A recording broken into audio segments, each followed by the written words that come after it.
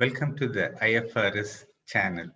Today we're going to talk about the summary of the Zoom lectures, which is organized by IFRS to the rural surgeons all over the world. Although this is a summary video, we added more slides because of the quick development of the gasless surgeries. We're going to see how the various instrument equipment evolved over the years. We've been thinking about gasless surgeries, primarily because it is possible under spinal anesthesia. In rural areas, it's very difficult to get experienced anesthesiologists. And also the logistics of getting the necessary gases for both for anesthesia and for surgery is very difficult in rural areas. And in addition to that, gasless surgeries have less complications, less physiological changes, and easier to learn. And that is the reason why we've been thinking about gasless surgeries. If you look at the way the gasless surgeries evolved, it started in the early 90s. And there are many type of equipment which are developed. And they primarily started because of the physiological advantages that gasless surgeries offer.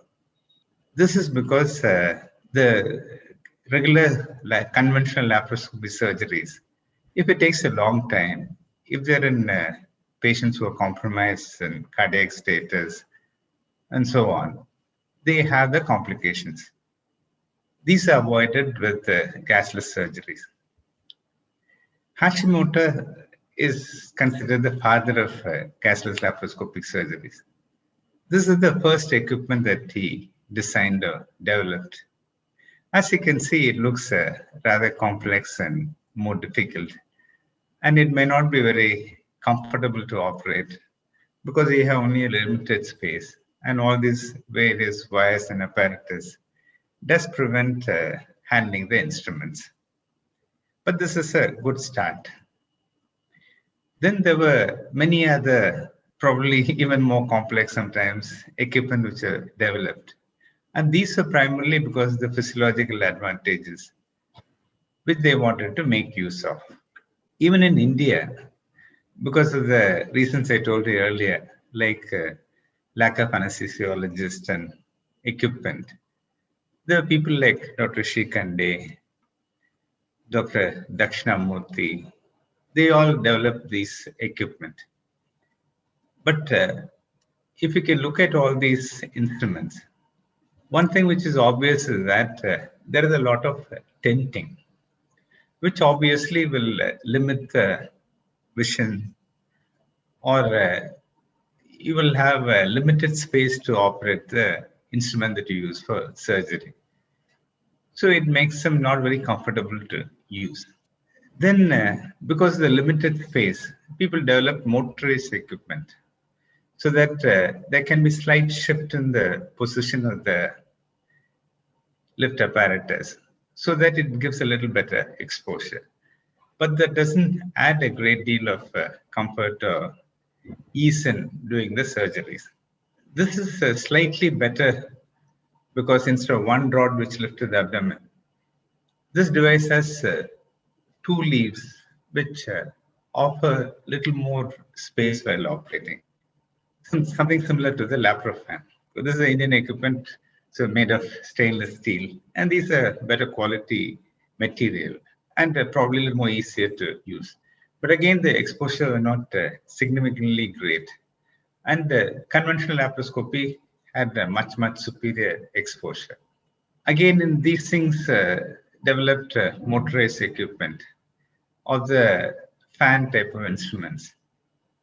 These again was a marginal improvement to the previous device, but again nothing compared to the regular conventional laparoscopic devices. So these are a little more additions where you can have a little more lift in the areas that is necessary. So these are quite complex motorized devices, which again were improvement to the original device, but unfortunately not equivalent to the traditional gas laparoscopic surgeries. This is again another group of the things so that intestines don't come off. The gas does two things. One is that it lifts the abdominal wall, so there is space for operating. Again, it keeps pushing the intestines away so that you have a clear field of view when you're operating. One of the first devices which gave comparable views inside the abdomen was devised by Dr. Daniel Kruszynski in Germany, which is called AbdoLift. Here, instead of a straight device or a split device, there was a ring sort of thing which lifted half of the abdomen. Here, especially in very thin patients, the exposure is almost similar to the traditional laparoscopic surgeries.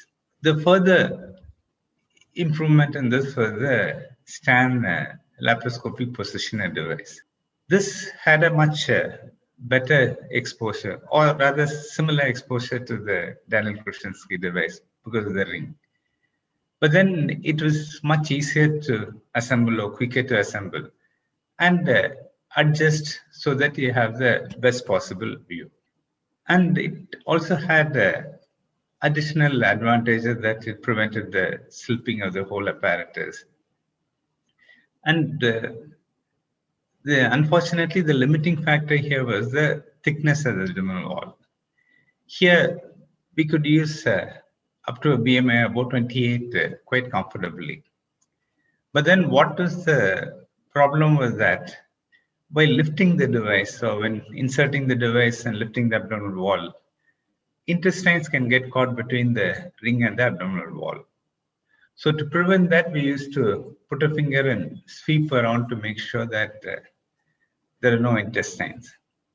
So this was the limiting factor while deciding the size of the ring. But then it had a special type of joints which can be clicked into a position after you have the correct position. And changes of position as possible. All that was just one click lock mechanism. And again, increasing or decreasing the height was much easier because the special apparatus were designed, which prevented the apparatus from slipping down. And also, it could fit into any type of operating tables which are there in the rural hospitals, some of which were almost 100 years old. And then these are the new slides which I'm talking about, because the gasless surgeries become more relevant after the pandemic because it offered surgeries with small incisions. And it was not a positive pressure system, so no spread of aerosols. So it was much better in the pandemic situation in preventing the spread of the virus because it's isobaric system. And again, here the advantage is that when you're using suction, the whole thing doesn't collapse, unlike in conventional laparoscopic surgery. So suction could constantly be used. And this is important because the viral concentration of the virus is almost 10 times that of respiratory system in the abdominal cavity. So the University of Leeds team, they spent time in trying to make it a global surgical device, which means that it meets the needs of the low resource setting.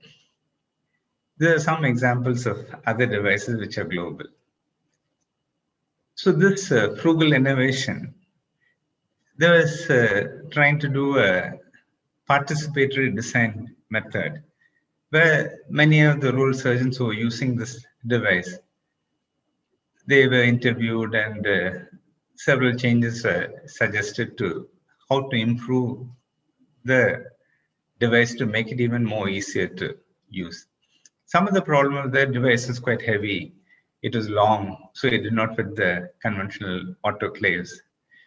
So you need something which fits into the autoclave, which is easy to carry, and so on.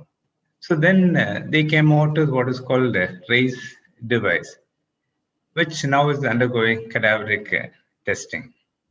So in summary, the cashless equipment, although it started primarily because of the physiological advantage, later on we started using it because it is possible to do the surgeries and spinal, which is a big advantage in taking the laparoscopic surgeries to rural and remote areas.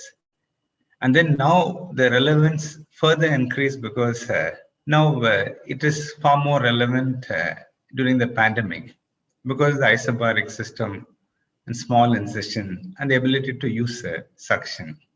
So further research is going on to make it available to everyone. Right now, the limitation, as we said, is BMI of the patient. And although the people who had some experience are able to operate till a BMI of about 30, it's comfortable till a BMI of 28. So we're trying to make other modifications necessary to improve or increase the usage of the device. Thank you.